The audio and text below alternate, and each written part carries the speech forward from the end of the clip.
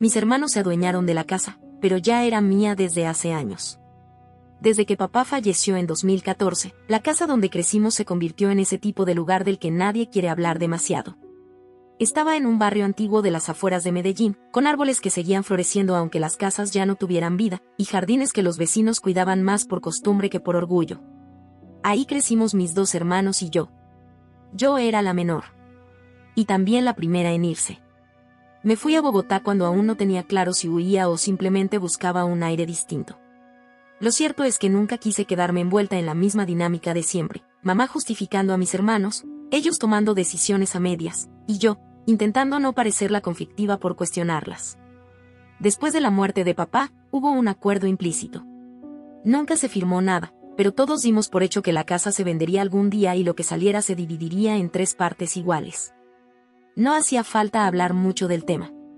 O al menos eso creíamos. Con el tiempo, mamá comenzó a deteriorarse, y la situación se resolvió en parte cuando logramos ingresarla a una residencia especializada para personal retirado del sector salud. Ella había trabajado como enfermera del ejército y eso le dio acceso a beneficios que cubrían buena parte de los gastos. Fue ahí cuando mis hermanos empezaron a moverse como si la casa ya no fuera de todos. Comentarios sueltos, decisiones pequeñas que tomaban sin consultarme, y luego, de golpe, un correo electrónico con el asunto propuestas para remodelar. Lo abrí creyendo que sería una lista de arreglos mínimos. Pensé que hablaban de limpiar, de pintar algo, de mejorar lo básico antes de ponerla en venta. Pero lo que encontré era un plan completo, división de espacios, reutilización del sótano como apartamento independiente, y hasta sugerencias de alquiler para estudiantes. Y lo más insultante, mencionaban un contrato de copropiedad del que yo jamás había oído hablar. Me ardió algo en el estómago.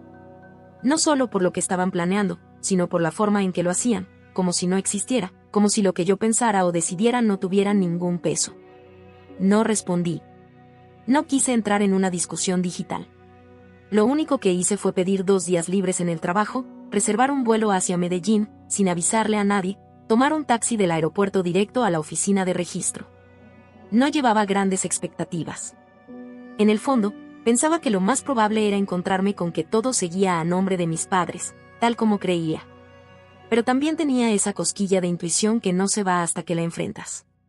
Cuando llegué, pedí los datos de la propiedad y presenté mi cédula. El funcionario, un hombre seco y de voz baja, me entregó una copia del certificado de tradición y libertad, y me indicó una sala para revisar el documento con calma. Y ahí estaba. En el folio aparecía una escritura de 2015, firmada por papá. Un traspaso completo, oficial y sin condiciones. La casa estaba, desde hace una década, solo a mi nombre. Me quedé inmóvil. Revisé el papel 3 veces, buscando algún error. Pero no lo había. La firma era auténtica, el sello del notario estaba en regla y todo indicaba que papá había hecho el cambio poco antes de morir. Recordé una conversación que tuve con él unos días antes de que lo hospitalizaran. Me dijo, con ese tono pausado que usaba cuando quería que lo escuchara sin interrupciones: vos siempre has cargado lo que los otros no quieren. Por eso te toca cuidar lo que vale. En su momento, lo tomé como un comentario afectivo. Como un reconocimiento simbólico de lo mucho que me había esforzado por salir adelante. Nunca imaginé que hablaba en serio. Literalmente. Salí de esa oficina con el documento en la mano y una sensación nueva. No era rabia. No era sorpresa. Era la conciencia de que, por primera vez, tenía algo que me daba derecho a decidir. A actuar. No prendí el celular. No quise avisar nada. Me fui a un pequeño hotel cerca del centro y me senté a pensar. Sabía que mis hermanos no sabían nada. Ellos jamás revisaban documentos, ni se preocupaban por detalles legales. Siempre asumían que todo seguía igual. Y actuaban en consecuencia. Pero esta vez no. Esta vez no iban a decidir por mí. Y lo más importante, no iban a salirse con la suya solo porque yo siempre prefería no pelear. No planeaba gritar ni armar escándalos. No soy de esas. Pero sí iba a jugar bien mis cartas. Esta vez, ellos no tenían la ventaja. Y yo tenía todo lo necesario para recuperar lo que por derecho, y por decisión de mi padre, me pertenecía. Volví a Bogotá al día siguiente con una calma en la cara que no coincidía con lo que tenía dentro. Sabía que tenía la razón. Que legalmente todo estaba de mi lado. Pero también sabía que ellos no iban a aceptarlo fácilmente. No por mala fe, sino porque estaban acostumbrados a actuar sin consecuencias. Y porque, para ser sincera, yo misma los había acostumbrado a eso. Pasaron varios días sin que respondieran nada al correo. No era tiempo de hablar. Era tiempo de planear. Necesitaba entender cómo moverme sin dejar cabos sueltos. Lo primero fue encontrar a alguien que pudiera ayudarme legalmente en Medellín. No quería un abogado cualquiera. Necesitaba a alguien que supiera de conflictos familiares por propiedades. Alguien que ya hubiera tratado con hermanos testarudos y familias divididas por escrituras viejas. Di con una abogada joven, bastante firme en su trato y con una mirada que no se distraía por nada. Le mostré todos los documentos, el certificado de tradición, la escritura, incluso una carta de papá que encontré en una caja vieja donde hablaba de su deseo de que yo me encargara de la casa algún día. Ella fue clara. La casa es tuya. Y no hay margen de discusión. Lo que hicimos fue redactar un documento formal, una notificación legal a mis hermanos en la que se les advertía que no podían hacer ningún tipo de intervención, entrada o modificación en la casa sin mi autorización expresa. También se incluía una copia del título y se les informaba que cualquier acción contraria sería considerada una invasión y podría derivar en medidas judiciales. Pero antes de enviarles la notificación, decidí usar otra estrategia. Una más sutil. Me metí de nuevo al grupo de correo donde estaban los dos, y les escribí con un tono cordial, casi ingenuo, como si todo me pareciera una gran idea. Les dije que me interesaban sus planes, que me parecía buena la intención de remodelar, pero que para tomar decisiones necesitábamos ver cifras concretas, estimaciones, materiales, tiempos y acuerdos por escrito. El mayor respondió casi de inmediato. Dijo que le alegraba verme involucrada. El menor solo puso que hablaría con un arquitecto amigo. Todo iba perfecto. Mientras ellos creían que me sumaba al plan, yo recolectaba pruebas.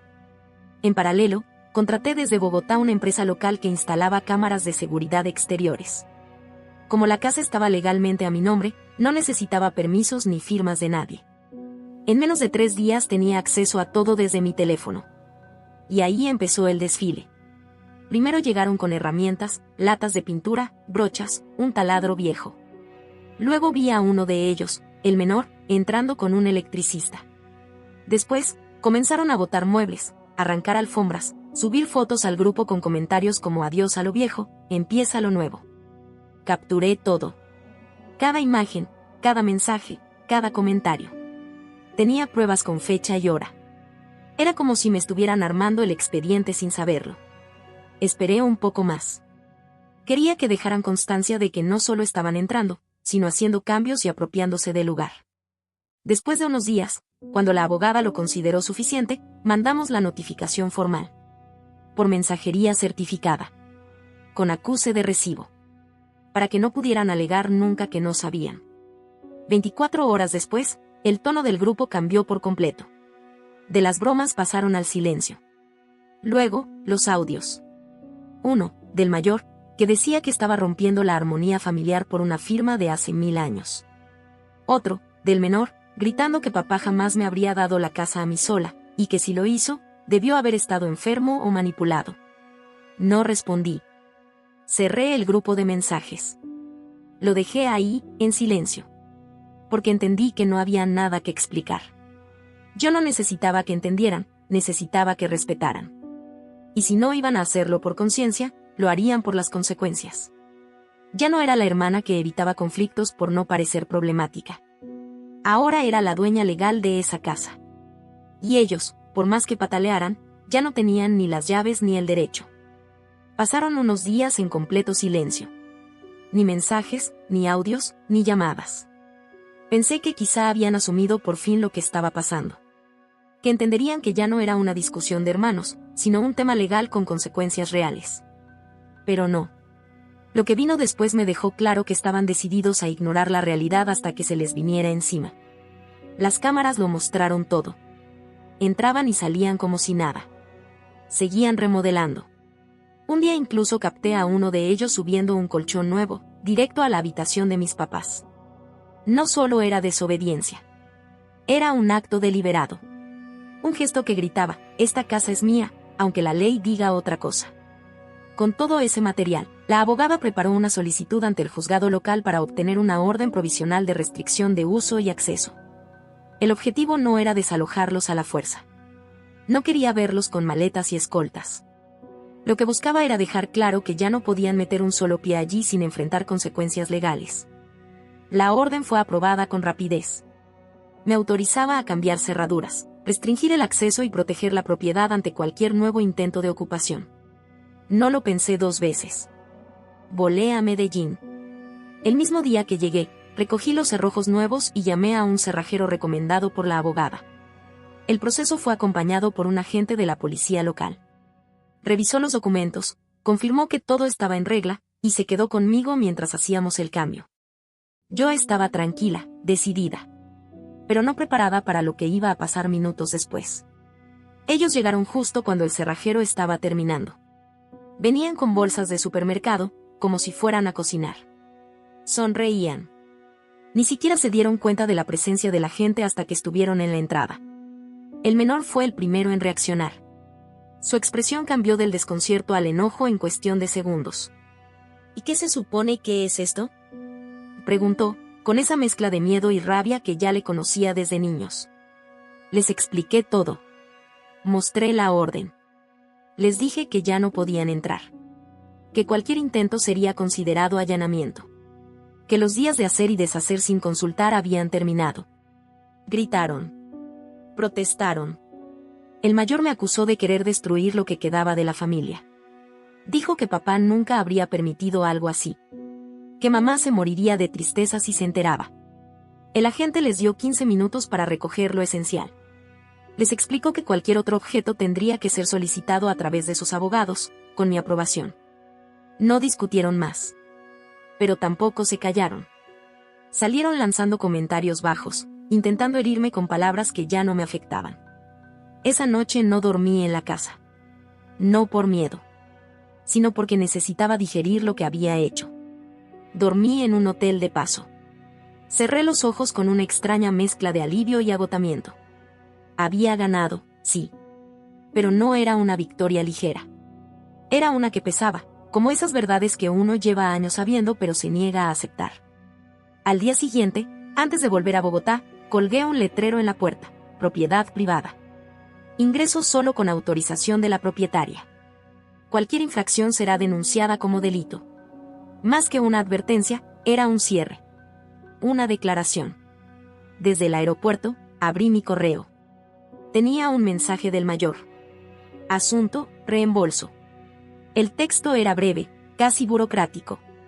Me exigía 22 millones de pesos por todas las mejoras realizadas en la casa.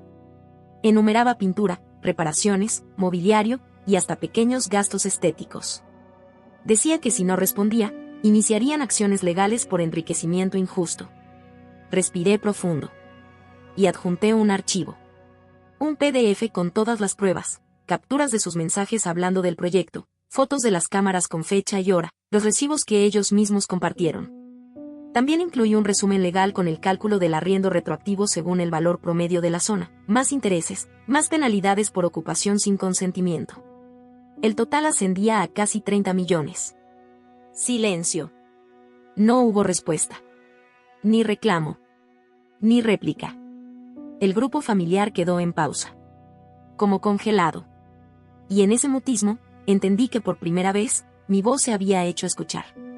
No porque gritara, sino porque tenía con qué sostenerla. Ellos, que siempre habían tomado las decisiones, ahora estaban mudos. Y ese silencio valía más que cualquier disculpa. Un mes después del envío de ese correo, el conflicto dejó de ser una simple pelea familiar. Ahora era un proceso judicial completo. Los reclamos por correo fueron reemplazados por cartas formales de abogados. Pero en el fondo, seguía siendo la misma historia. Mis hermanos intentando evitar las consecuencias de sus decisiones. Pensé que, con la advertencia legal y la expulsión formal, se detendrían. Pero las cámaras siguieron registrando movimiento. Seguían entrando, haciendo pequeños arreglos, moviendo cosas. Como si la orden judicial fuera solo una sugerencia. El colmo fue cuando uno de ellos se instaló en el cuarto de mis papás. No por una noche. No de paso. Llevó colchón nuevo, ropa, incluso electrodomésticos pequeños. como si se tratara de una mudanza definitiva. Ahí comprendí que no se trataba de ignorancia. Era orgullo, arrogancia, terquedad pura. Así que con las pruebas nuevas, la abogada solicitó una audiencia para obtener una orden de posesión definitiva. No para sacarlos a empujones, sino para que un juez declarara, sin espacio a dudas, que ellos no tenían derecho a estar allí. La audiencia se programó para abril. Durante ese tiempo, ellos se dedicaron a lo suyo, contar su versión a todo el que quisiera escuchar. Según su narrativa, yo me había aprovechado de papá cuando ya estaba enfermo. Le hice firmar algo que no entendía. Lo engañé. También decían que una casa no vale más que una familia, que estaba traicionando su memoria. Escuché esas versiones a través de tías, vecinos, conocidos de la infancia. No respondí. No me defendí. No me rebajé a debatir versiones. Mientras ellos hablaban, yo preparaba el caso. Mientras ellos lloraban en reuniones familiares, yo organizaba capturas de pantalla, informes notariales y grabaciones de las cámaras. El día de la audiencia, todo estaba en su lugar. El juez revisó cada documento. Escuchó las versiones. Les permitió hablar.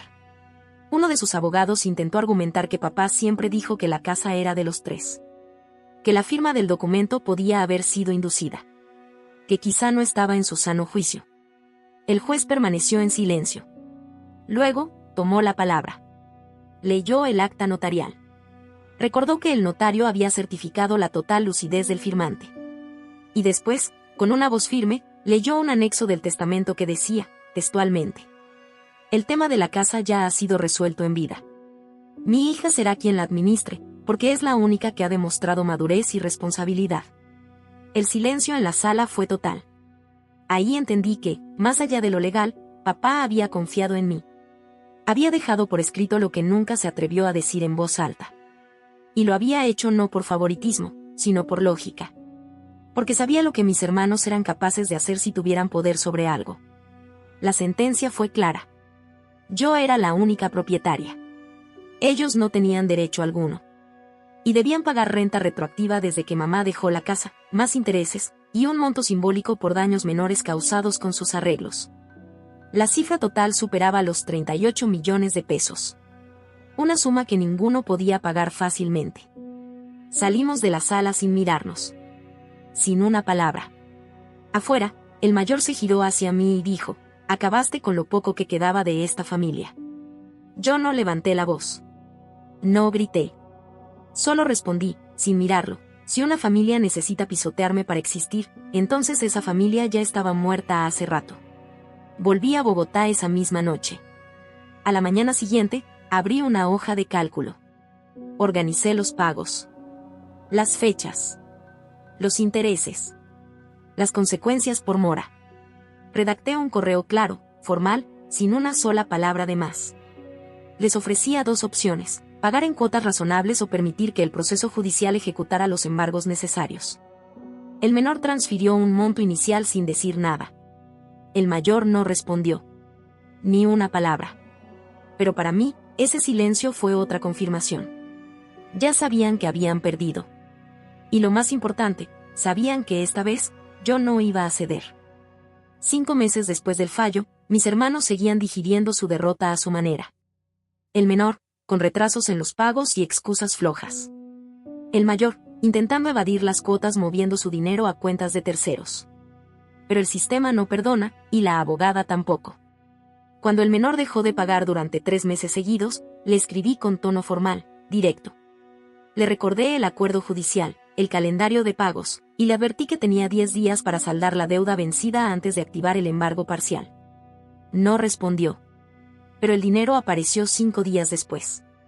El mayor intentó jugar más sucio. Trasladó su salario a la cuenta de su esposa y pretendió que no tenía ingresos. Fue más elaborado, sí. Pero igual de inútil. El tribunal aprobó una revisión financiera y en cuestión de semanas le congelaron la devolución de impuestos y le retuvieron parte del sueldo. Ese mismo día, me llegó un correo suyo. Apenas decía: no queda nada más que decirte. Felicitaciones por ganarle a tu propia sangre. No le contesté. No porque no tuviera palabras, sino porque entendí que ya no valía la pena. La respuesta se le estaba dando el tiempo, los documentos, los pagos, la realidad misma. Y aún así, todo esto no se trataba solo de dinero. Era algo más profundo. Era justicia en forma de estructura, de consecuencias, de memoria. Lo irónico fue que mamá, desde la residencia, seguía creyendo que todo se había resuelto en paz. Cada vez que hablábamos, me decía que se sentía orgullosa porque al fin se estaban ayudando entre ustedes. Nunca me atreví a desmentirla. No porque quisiera mentirle, sino porque entendí que ella necesitaba aferrarse a esa idea. Que había algo de consuelo en creer que todavía quedaba unión. Y si algo podía hacer para que terminara sus días con esa ilusión intacta, lo iba a hacer. Mientras tanto, la casa seguía ahí. Callada. Sólida. Entera. Hasta que el vecindario cambió por completo. Una universidad privada anunció la expansión de su campus a solo unas cuadras. En 3 meses, la zona se transformó. Calles viejas con casas abandonadas comenzaron a llenarse de inversionistas, estudiantes y arquitectos. Empezaron a llegar ofertas. Agentes. Correos. Propuestas de compra con cifras que triplicaban el valor original de la propiedad. Y por primera vez, supe que no solo había ganado una batalla legal. También había ganado tiempo. Y oportunidad. No me apresuré. Analicé cada propuesta. Hasta que llegó la correcta, un fondo de desarrollo que quería comprar no solo la casa, sino también el terreno colindante que había recuperado legalmente tras llegar a un acuerdo con el mayor. Me ofrecieron una suma contundente, clara, sin letra pequeña. La venta se cerró en una oficina nueva, con una abogada distinta. Sentía que este ya era otro capítulo. No era un cierre legal. Era un cierre personal. El dinero se transfirió en cuestión de horas. No sentí euforia. No lloré. Solo me quedé mirando la pantalla, con la sensación de que algo pesado, larguísimo, por fin había terminado de caer. Lo primero que hice fue pagar, por adelantado, 5 años de residencia para mamá. Le mejoré el plan de asistencia. Le envié muebles nuevos, cosas suyas que aún estaban en cajas, y le prometí que no volvería a faltarle nada. Después, abrí un fideicomiso a nombre de sus nietos. No como un gesto de reconciliación, sino como una medida estructural. Los fondos solo se liberarían para educación o salud, y solo si sus padres, mis hermanos, cumplían con los pagos acordados o con las condiciones laborales establecidas. El menor aceptó el puesto que le ofrecí como encargado remoto del mantenimiento de la casa. Horario mínimo, sueldo bajo, pero suficiente para empezar a pagar lo que debía. Cada hora trabajada se descontaba del total de su deuda. No fue un favor. Fue una lección funcional. Nunca me escribió agradeciendo. Pero tampoco se negó. Llenó la solicitud y empezó a enviar reportes semanales, simples, mecánicos. Para mí, eso era más que suficiente. Pasaron los meses. La tensión bajó. Ya no había gritos. Ni audios. Ni insultos en voz baja. Solo depósitos automáticos, silencio y, por primera vez en mucho tiempo, orden. La última cena familiar ocurrió por insistencia de mamá. Quería vernos juntos. Decía que ahora sí todo estaba bien. Y yo fui. No por ellos. Por ella. Durante la cena, nadie mencionó el pasado. Nadie se disculpó. Tampoco inventaron otra versión. Solo escucharon a mamá decir que estaba feliz, que gracias a todos la casa ya no era un problema. Que papá estaría orgulloso. Y yo no los corregí. No hacía falta. Porque ahí, en ese silencio incómodo, vi algo que entendí mejor que cualquier disculpa. Ellos sabían. Sabían lo que había pasado. Sabían lo que habían perdido. Y sobre todo, sabían por qué lo habían perdido. Antes de irme, me levanté y les dije, con calma, que la casa ya no era nuestra. Que había sido vendida. Que con ese dinero mamá estaba asegurada por años, y que había fondos reservados para los nietos si ellos cumplían. No fue un discurso. No fue una venganza. Fue una declaración. No hubo respuestas. No hubo reproches. Solo miradas bajas. Regresé a Bogotá con el teléfono apagado y una sensación nueva. No era rabia. No era triunfo. Era paz. Entendí que a veces, la justicia no llega con un estruendo. A veces llega como una hoja firmada. como un correo sin respuesta, como una cuenta saldada. Y lo más importante que aprendí es que no siempre hay que gritar para tener la última palabra. A veces, el silencio también puede ser una sentencia. Una que, esta vez, llevaba mi nombre. No olvides dejar tu opinión en los comentarios, dejar tu like y compartir este video.